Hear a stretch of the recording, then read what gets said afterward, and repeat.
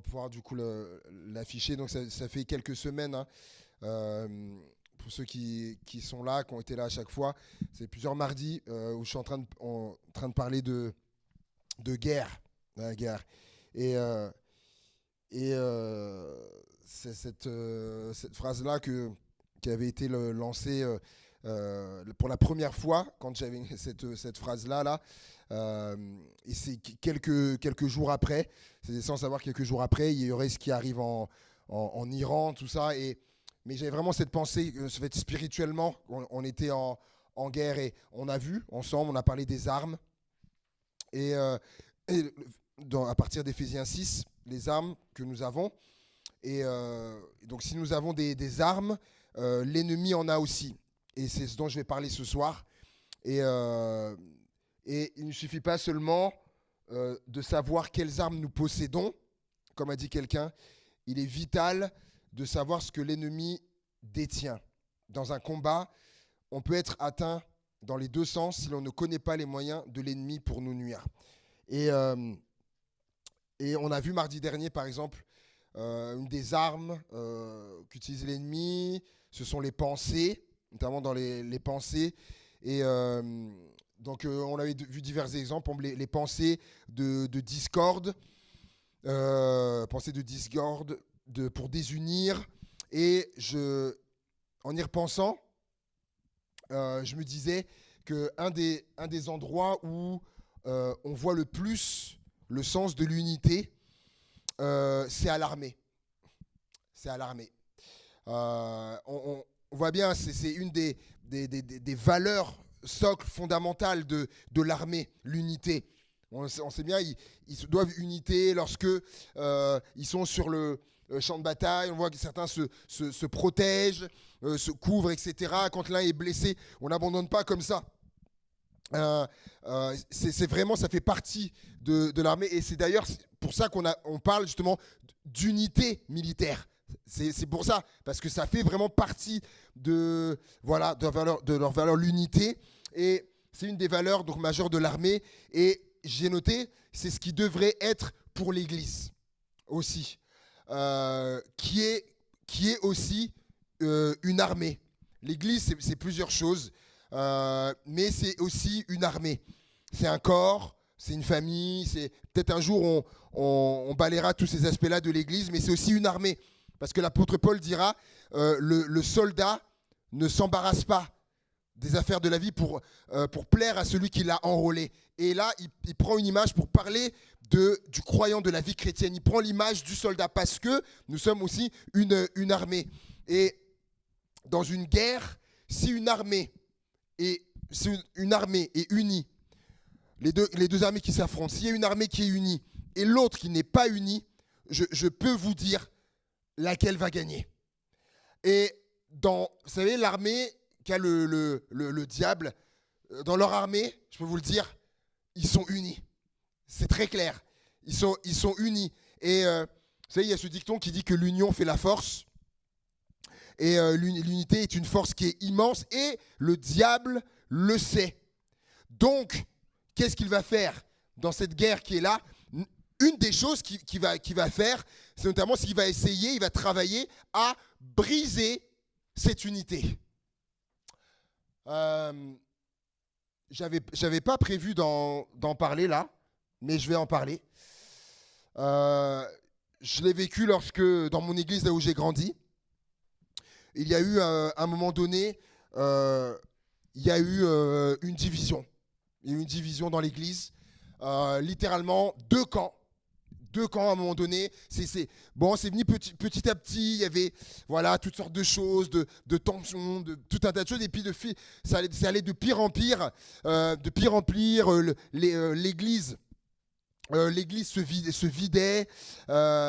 C'était compliqué. Deux camps, littéralement deux camps. Et je me rappellerai toujours, j'étais tout jeune chrétien, peut-être d'une année, baptisé. J'avais peut-être 17 ans. Et là, je me rappelle de ça. L'église avait été donc convoquée parce que une partie de l'église voulait que le pasteur s'en aille et l'autre, et du coup, était contre. Et ça avait amené littéralement deux camps dans l'église. Je ne sais pas si certains ont déjà vécu ça, mais je ne souhaite ça à personne. Le sentiment que ça fait, je dis, j'étais tout jeune, et ce qu'on a entendu, ce que j'ai entendu de comment certains parlaient, littéralement, je veux le dire, il y a eu des insultes que certains croyants envoyaient à d'autres, c'était devenu terrible. Pour le coup, champ de bataille, mais pas contre l'ennemi, entre chrétiens. Et le pauvre pasteur qui était là, et puis les uns qui voulaient, qui s'en aillent, c'était... Et je me rappellerai toujours. Là, mon père qui était là se lève, parce que donc tout le monde prenait la parole les uns après les autres, etc., pour dire les arguments, les choses. Et mon père qui se lève à un moment donné et qui dit, vous vous rendez même pas compte. Ou il dit, on se rend même pas compte. Il dit qu'on est en train de faire le jeu du diable. Et ça m'a marqué à ce jour. Et il y a eu un grand silence derrière. Mais le mal, il était fait. Le mal, il était fait. L'église, elle s'était complètement vidée. Donc, ce qu'il y a eu derrière, c'est que c'était tellement devenu virulent que le pasteur, avec sa famille, etc., ils sont partis, ils ont quitté l'église. Donc pendant une année, il n'y avait plus de pasteur, pendant un an. Et pour vous dire jusqu'où ça a été, une de mes amies, donc de l'église, elle me raconte ça plus tard un jour. Elle fait les courses dans une grande surface, et puis elle recroise le pasteur. Et elle est toute contente de le voir. Alors elle va vers lui et elle me dit, oh là là, elle me dit la peine que ça lui a fait. Elle va pour essayer de les voir, et le pasteur avec son épouse, et je crois qu'il y avait un des enfants, ils avaient deux enfants, ou un des deux, je ne sais plus, qui l'esquive, et comme qu'il a fui, il part dans un autre rayon, et elle comprend pas, et puis elle essaie d'aller les voir, et eux, ils fuient, quoi, ils vont dans notre... En fait, elle m'expliquait, tellement brisé, le coup de pasteur a tellement blessé, et ça, et voilà, ça, l'ennemi, il a réussi, du coup. En fait, j'avais vraiment ça sur le cœur, ce qui va suivre, mais ça, j'avais pas prévu de le dire, parce que il faut vraiment, frères et sœurs, il faut vraiment qu'on soit alerte. Et allez, je vais y aller, je vais aller au bout de ma pensée. Que l'ennemi, par rapport à nous, hein, l'ennemi a un projet. Je dis, je vais y aller franco, je veux dire de ce que je ressens, que l'ennemi a un projet. Et qu'il va falloir, et peut-être pas dimanche, je le redirai parce que c'est l'Assemblée Générale, ou le dimanche qui suit, et je le redirai à l'église entière, qu'il va falloir être très vigilant. Parce que l'ennemi est comme un lion rugissant. Alors oui, on le sait, c'est dans la Bible, oui, mais là, par rapport à l'église de Givors. Et l'ennemi, il ne faut pas croire qu'il se réjouit lorsqu'il voit une œuvre, etc., qui est là, ou qui va bien, qu'il se réjouit. Non. Et ce qu'il fait, l'ennemi, une de ses armes également, c'est le doute. Premièrement, si on va pouvoir afficher, s'il te plaît, le doute. Le doute qui va semer. On peut lire ensemble dans le livre de la Genèse, au chapitre 3 et au verset 1er. Genèse, chapitre 3, verset 1er. Genèse, chapitre 3, verset 1er. Le serpent était le plus rusé de tous les animaux des champs que l'Éternel Dieu avait fait. Il dit à la femme, Dieu a-t-il réellement dit, vous ne mangerez pas de tous les arbres du jardin? La femme répondit au serpent, nous mangeons du fruit des arbres du jardin. Mais quant au fruit de l'arbre qui est au milieu du jardin, Dieu a dit, vous n'en mangerez point et vous n'y toucherez point, de peur que vous ne mouriez. Alors le serpent dit à la femme, mais vous ne mourrez point, mais Dieu sait que le jour où vous en mangerez, vos yeux s'ouvriront et que vous serez comme Dieu, connaissant le bien et le mal. La femme vit que l'arbre était bon à manger et agréable à la vue et qu'il était précieux pour ouvrir l'intelligence. Elle prit de son fruit et en mangea. Elle en donna aussi à son mari qui était de près d'elle. Il en mangea. Les yeux de l'un et l'autre s'ouvrirent et ils connurent qu'ils étaient nus. Et ayant cousu des feuilles de figuier, ils s'en firent des ceintures. Amen. Premièrement, une des armes également de l'ennemi, c'est le doute. Il arrive là et en faisant ça, en disant ça à la femme, Dieu a-t-il réellement dit ? Il vient et il sème le doute dans l'esprit de Ève. Littéralement, en fait, il lui dit, mais en fait, est-ce que tu es sûr que c'est vraiment ça que Dieu a dit ? Dieu a-t-il réellement dit ça ? Et là, le doute dans l'esprit. Ah mais, c'est vrai, est-ce que c'est vraiment ça que Dieu a dit ? Et il perturbe l'ennemi, il perturbe ce que vous savez être vrai. Pourtant, c'était vrai, Dieu avait dit, et là, il vient perturber ça. Et il réussit, regardez ce que ça a donné, on connaît l'histoire qui a suivi. Objectif atteint pour le diable, le péché est entré et a atteint toute l'humanité. Et c'est pas juste du doute pour du doute. Parce que quand tu doutes de ce que Dieu a dit, tu es en danger. Qui que je sois, lorsque je me mets à douter de ce que Dieu a dit, je suis en danger. Et cette arme qu'il a, c'est de nous conduire du coup dans la désobéissance. Désobéir à Dieu et donc à pécher. Parce que le diable sait les conséquences qu'il y a derrière. Il le sait. Et au verset 4, il va dire alors le serpent dit à la femme, mais vous ne mourrez point, vous ne mourrez point.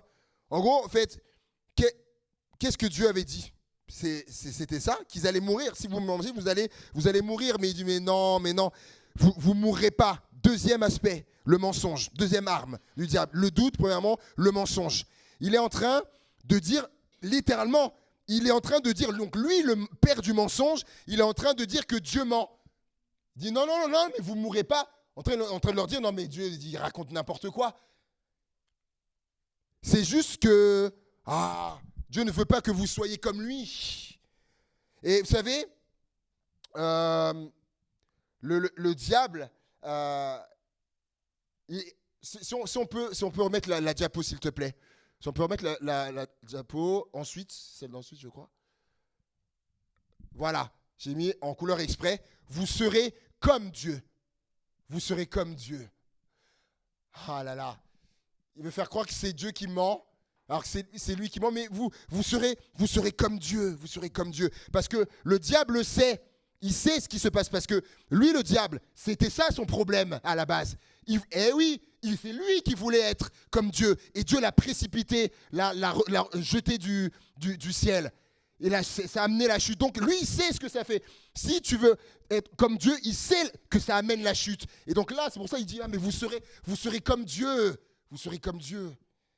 Et voilà, on sait ce qu'il y a eu du coup. Le mensonge. Et troisièmement, il y a la tromperie. La tromperie, parce que du coup, il a trompé Ève. Comme il a trompé tout un tas de personnes et il continue en disant non mais l'enfer, ça n'existe pas. Ils disent ça n'existe pas. Ils disent aux gens, mais allez, regardez dans la Bible. Regardez dans la Bible. Vous savez, le diable, il y va. Regardez dans la Bible et allez voir où il y a marqué l'enfer. Et c'est vrai, comme un jour, une chrétienne m'a dit, il y a pas longtemps, elle me disait, mais c'est vrai qu'il n'y a pas l'enfer dans la Bible. Et elle me disait, heureusement que c'est une chrétienne qui est solide, qui est assise dans la foi depuis longtemps. Mais elle me dit, mais dans la Bible, ça ne parle pas d'enfer. Hein. Et il va être comme, non, mais l'enfer. Je vais dire, mais l'enfer, ça n'existe pas. Ça n'existe pas. C'est parce que il dit aux gens, mais Dieu a inventé ça pour faire peur, mais ça n'existe pas. Vas-y, éclate-toi, mène la vie que tu veux sans te soucier de ça. Ah, il est rusé, le malin. Il est rusé, ben oui. Et il en a eu comme ça des milliers. Alors, je ne sais même pas si c'est des millions, je ne sais pas, mais par milliers, il en a eu. Non, mais ça n'existe pas. Son but, qui est le plus de monde possible avec lui. Mais ce qu'il ne dit pas, c'est que la Bible, elle parle de la géhenne. Elle parle de l'étang de feu qui a été créé pour le diable et ses anges, nous dit la Bible. Ça, par contre, ça, le diable, il ne dit pas ça. Il a trompé combien de personnes comme ça ? Et il continue. Et ouais. Et troisièmement, donc, c'est une de ces armes, la tromperie, la tromperie. Et il mélange aussi les choses, le vrai et le faux pour tromper. Satan déguise même le mal en bien pour tromper même les croyants. Il présente des choses destructrices sous une apparence inoffensive ou séduisante. Eh oui, les pièges, comme dans une guerre, à un moment donné, il peut y avoir des stratagèmes où une des armées va faire de telle sorte de tromper l'autre armée en envoyant toute une partie des soldats dans un sens pour tromper, du coup, afin que certains aillent. Et des fois, il y a des embuscades, des pièges dans les guerres. Et il est comme ça, le diable aussi, les pièges. Ou pour amener, dans certaines guerres, une partie des soldats dans un territoire qui a été miné avec des mines antipersonnelles. Et ils arrivent et là, ça saute. Ah, je me suis documenté là, avec toutes les guerres qu'il y a là. Je suis allé voir un peu. Et l'ennemi, c'est ça, avec des pièges comme ça. Il fait miroiter quelque chose d'intéressant, alors qu'en réalité, c'est un piège. Il y a Dwight Moody qui a dit « Satan rend le péché attrayant, mais ne montre jamais les conséquences, la culpabilité et la torture mentale qui suivent. » Et oui, 2 Corinthiens 11 nous dit que Paul nous avait dit que Satan lui-même se déguise en ange de lumière. Et oui, pourquoi Satan se déguise en ange de lumière? Et c'est pour nous tromper. Pour nous tromper. Quatrième arme de l'ennemi, la tentation. La tentation. Et par rapport à ça, j'aimerais vous dire que la tentation, j'aimerais donner une phrase que quelqu'un a donnée. J'ai trouvé ça très intéressant. Qui a dit, chaque fois que vous dites non en secret, donc face à la tentation, hein, chaque fois que vous dites non en secret, vous gagnez le pouvoir de lui ordonner de quitter les lieux en public. Je répète, chaque fois que vous dites non en secret, donc à l'ennemi, vous gagnez le pouvoir de lui ordonner de quitter les lieux en public. Mais tiens, mais c'est ce qui s'est passé pour Jésus. Donc dans Matthieu 4, lorsqu'il y a la triple tentation, Jésus va lui dire non, il va refuser la tentation. Et lorsque l'ennemi, du coup, va, à travers les pensées, les paroles de Pierre, Jésus va lui dire « Arrière de moi, Satan, pardon ». Mais oui, parce qu'il lui a dit non dans le privé, parce qu'il y avait qui avec Jésus dans le désert? Qui était avec lui? Ben non, il n'y avait personne. Donc dans le privé, il a dit non à la tentation. Donc en public, le pouvoir de dire à Satan de le renvoyer. C'est pour ça que c'est important. Et également que face à l'arme de la tentation, Jésus a utilisé son arme à lui, l'épée, la parole de Dieu. Il est écrit que, j'aimerais te dire, fais de même face à la tentation, proclame la parole de Dieu, déclare la parole de Dieu. Il est écrit que, et le texte dit quoi? Qu'est-ce que le diable a fait? Et il s'en alla et le laissa. Et oui, 5e arme de l'ennemi, l'accusation. Apocalypse 12, verset 10, il est l'accusateur de nos frères. Celui qui les accuse jour et nuit devant Dieu. Zacharie, chapitre 3, verset 1er, Josué, le souverain sacrificateur, était debout avec des habits sales et Satan se tenait à sa droite pour l'accuser. Une des armes qu'il aime utiliser avec nous, c'est l'accusation. L'accusation, donc le diable utilise cette arme pour vous fragiliser émotionnellement et mentalement. Donc c'est le pasteur Atom Mumba qui explique ça, et je suis totalement d'accord, c'est vrai. Cette arme pour vous fragiliser émotionnellement et mentalement. Il vous rappelle constamment vos échecs et vos péchés passés pour vous convaincre que vous êtes indigne de l'amour de Dieu. Donc l'accusation vise à briser votre assurance. Souvenez-vous de ce que disait Martin Luther, Satan te rappelle tes fautes, mais Dieu te rappelle ta rédemption, que tu étais racheté. Et ça, c'est très important. 6e arme de l'ennemi, l'intimidation. C'est hier, on avait laissé notre 2e fille à l'école. Une des mamans de l'école nous dit que, parce qu'il y a un petit qui tape tout le monde là, et donc elle l'a dit, elle s'est manifestée, etc., que voilà, que tel enfant, tout ça. Et vous savez pas qu'il n'y a pas le papa du petit qui allait la trouver là où elle habite, sonner là où elle habite, se présenter devant elle. En plus, c'est une mère seule, mère célibataire, 3 enfants, et toute fragile et tout. Il se présentait devant elle pour venir l'intimider. Et l'intimidation, De toute façon, on lui a bien dit qu'il fait quelque chose comme ça. On lui a dit, mens pas, va à la police. Tu vas à la police et tu dis, et t'inquiète pas, ils vont s'occuper après de lui. L'intimidation, c'est de susciter la peur pour que l'autre arrête, abandonne, jette l'éponge. Et c'est ce qui se passe avec les bombardements des Américains, des Israéliens, etc., qui bombardent, ou également l'Iran qui bombarde après à Dubaï, etc. Partout, c'est ça. C'est pour qu'il y ait la peur et pour montrer qu'on peut intimider. Tu veux faire peur à ton adversaire pour lui montrer soit que tu es le plus fort ou que tu domines, etc., que tu as de quoi le faire plier, le mettre à terre. L'ennemi fait pareil avec nous, en fait. Le diable lâche ses bombes également aussi, comme tu vas mourir, ce qui va t'arriver, tu vas mourir, ou tu vas tout perdre, etc., ou tu vas te retrouver dehors où il va te quitter, ton va te quitter, ou ta femme elle va te quitter, etc. Il lâche ses bombes comme ça pour nous intimider. Mais non, c'est donc pas l'intimidation. Et la dernière arme, la 7e, c'est l'affliction. L'affliction, donc une des armes du diable, comme on le voit, c'est l'exemple de Job. Le Job, tout ce qui lui est arrivé, vous avez lu, c'est le diable qui est à l'origine de tout ça. Donc, au niveau professionnel, au niveau des épreuves sur le plan matériel, professionnel, familial, de la santé, toutes ces épreuves à Job, c'est le diable qui était derrière. Alors, il ne faut pas dire que toutes les épreuves qui nous arrivent, les afflictions sur le plan matériel, professionnel, familial, de la santé, tout c'est le diable. Non, il ne faut pas avoir le diable partout. Mais le diable peut être derrière ça. Et parfois, derrière certaines, c'est le diable qui est derrière ça. Pour te pousser à maudire Dieu. Parce qu'après, si tu maudis Dieu pour ce qui t'arrive, et le diable, rappelez-vous qui est l'accusateur, il va dire à Dieu, mais regarde, il te maudit, regarde Siméon, regarde aujourd'hui, c'est pas le cas, mais le diable qui va dire, regarde Siméon, il lui est arrivé ça, mais regarde, il te maudit, il n'était pas si fidèle que ça, regarde, il te maudit. C'est ce qu'il voulait faire avec Job aussi. Mais j'ai noté, ne lui faisons pas ce plaisir. Parce que le diable dira, mais regarde, tu vois, elle n'était pas si attachée que ça à toi, en fait. Mais ne lui faisons pas ce plaisir. Tenons ferme, comme l'Ukraine, je le dis, comme l'Ukraine tient ferme là, face à la Russie, tenons ferme face à l'ennemi. Restons intègres, n'imputons rien de mal à Dieu. Et je conclus. On peut mettre l'image, voilà. Cette arme du diable, les armes qu'on vient de voir du diable. Et on a vu, il y a plusieurs semaines, 3 semaines ou un mois, les armes du croyant qui sont là. Et 7 contre 7, est-ce qu'on croit être à armes égales? Diapo d'après, s'il te plaît.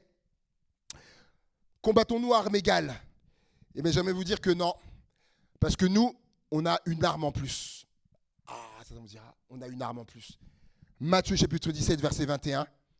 Cette sorte de démon ne sort que par le jeûne et la prière. 8e arme, le jeûne. Oui, il y a l'ascendant sur l'ennemi. Non, pas à arme égale. Dieu nous a doté d'une arme en plus. Et je termine en lisant ce témoignage qui illustre ça. Nicole, qui est pas la nôtre, qui est en région parisienne, elle dit une arme spirituelle mise à notre disposition pour nous donner la victoire. Elle dit pendant plusieurs années, je faisais des cauchemars répétés dans lesquels l'ennemi m'attaquait. Je ressentais vraiment qu'il m'en voulait. J'ai prié à ce sujet, mais malheureusement, ces cauchemars revenaient régulièrement. En décembre dernier, j'ai ressenti que le Saint-Esprit m'invitait à jeûner. Je ne savais pas pourquoi, mais j'avais le sentiment qu'il voulait faire quelque chose dans ma vie qui nécessite que le jeûne.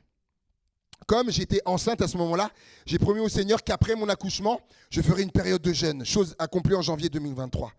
J'ai jeûné pendant quelques jours, et pendant ce jeûne, j'ai ressenti vraiment la puissance de Dieu qui venait sur moi, qui descendait sur moi, et plus tard, je me suis aperçu que ces cauchemars que je subissais ne se produisaient plus. J'ai ressenti que j'avais été délivré de ces épisodes. Je voudrais témoigner de la puissance spirituelle du jeûne. Je voudrais témoigner que le jeûne est une arme que le Seigneur a mise à notre disposition pour nous donner la victoire sur les situations difficiles, compliquées de nos vies.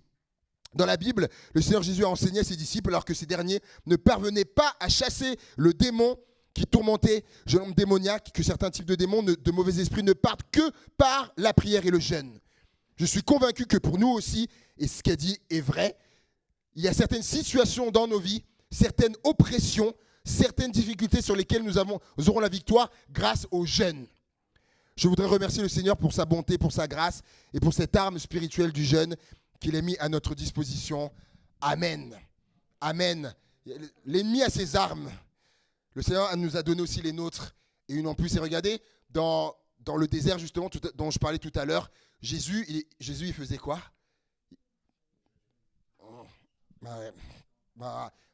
Et l'ennemi, face à César, il a ses ennemis, mais le Seigneur nous a donné toutes les armes qu'il faut, tout ce qu'il faut pour combattre et être dans cette guerre qui est là. Amen. Alléluia. Merci Seigneur pour ça. Et pour rester, voilà, ça j'ai terminé.